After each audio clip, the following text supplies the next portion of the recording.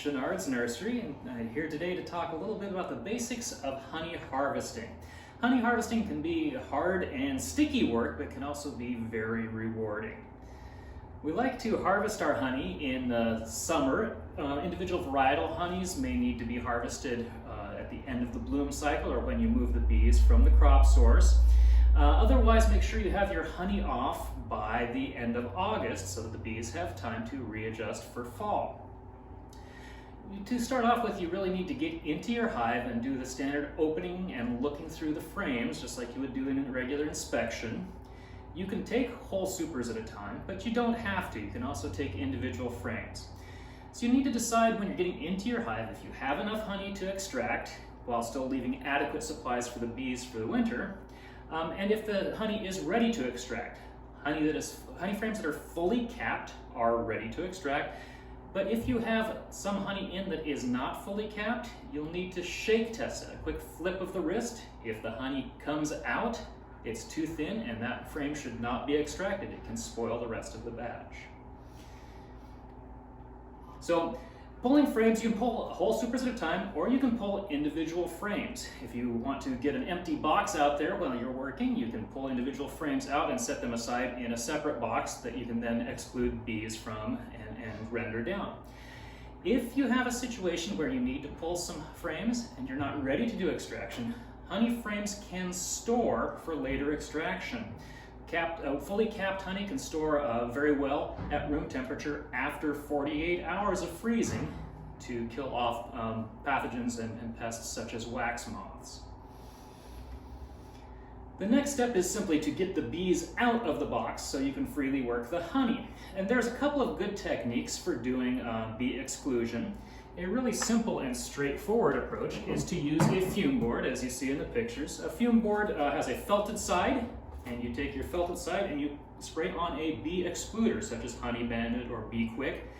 A liberal spraying across the felted surface, and you turn that felted surface side down on top of the box full of frames you're trying to chase the bees out of. The bees will exit that box in just a few minutes. If you put way too much Honey Bandit on, you may have a drastic X-flight of bees leaving your box. So be a little bit on the cautious side. You can always put a little more on if you're feeling like you're not getting the bees out. Aside from fume board exclusion, you can also use a bee escape. This is either a frame lid or a standard inner cover with a bee escape nailed onto it. And this is a much longer process. Bees can leave the box as they will, but they can't get back in. It's like a little maze. They can get out easily, but can't find their way back into the frames. So this is a process that takes several hours or even overnight to get the bees out of the box. And in practice, in our extracting here, we often do both. We will use the fume board to chase the most bees out of the boxes, and then we'll have a few hours with the bee escape on to let the last stragglers leave. When you have your frames and you are ready to do extracting, there's a couple of ways to uncap your frames, to take the wax caps off the honey.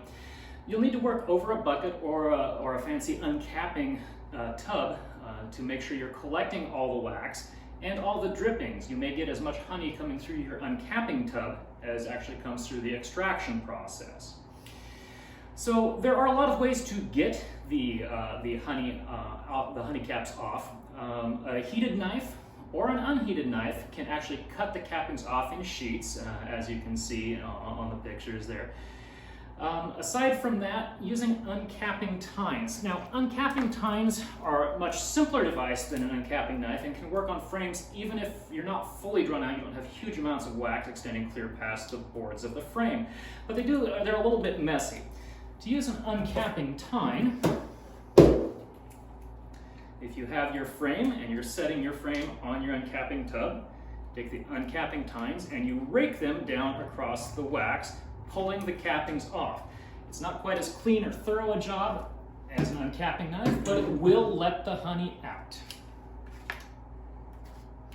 When you are working on uncapping, it is critical that you are working in a well bee-proofed room, or that you're suited and protected, and that you are, if you are doing a lot of frames, that you take the time between frames to cover your tub, or you will end up with lots of dead bees in the honey, drowning in the honey in the uncapping tub. Once you have uncapped your frames, you can place your frames to vertically drain over a long period of time in a tub or in a bucket. You don't get a huge percentage of the honey out that way, but honey will flow. For better extraction, you can use a formal extractor.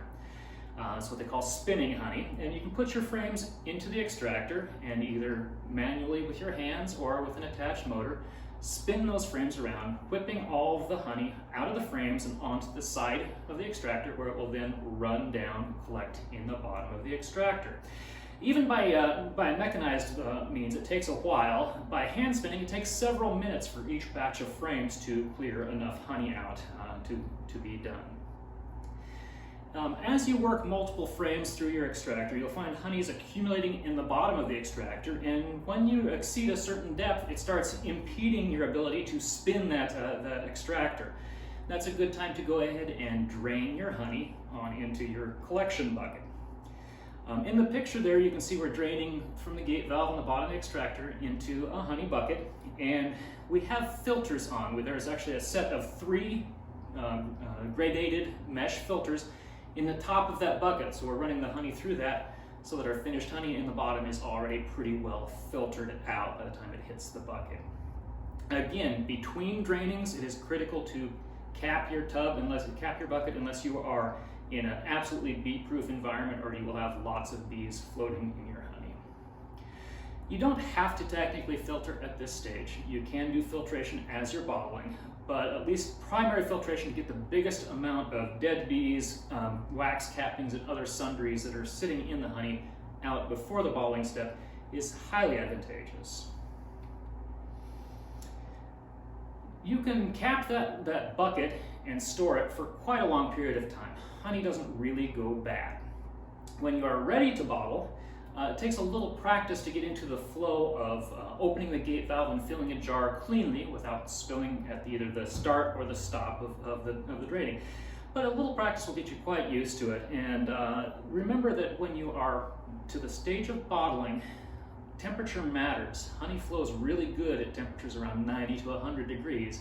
At lower temperatures, it's sticky and slow, and you may have trouble getting it out cleanly.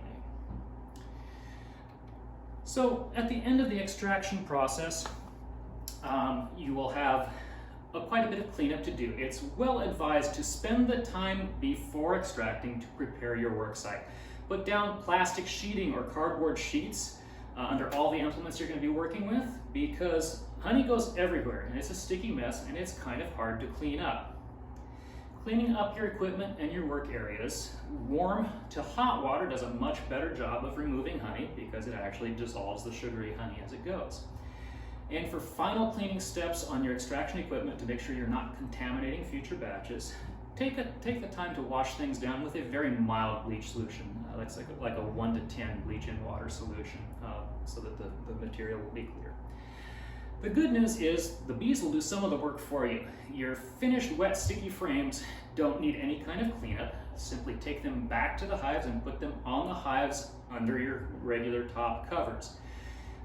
Open feeding those frames in an open box outside the hives is not recommended because you're going to draw all kinds of bees and other foragers, including yellow jackets, to those open frames. If you put it right back on the hive under the cover, they're protected, and the bees will clean up all residues of that honey and put it where they want it, and it'll all be ready to use again.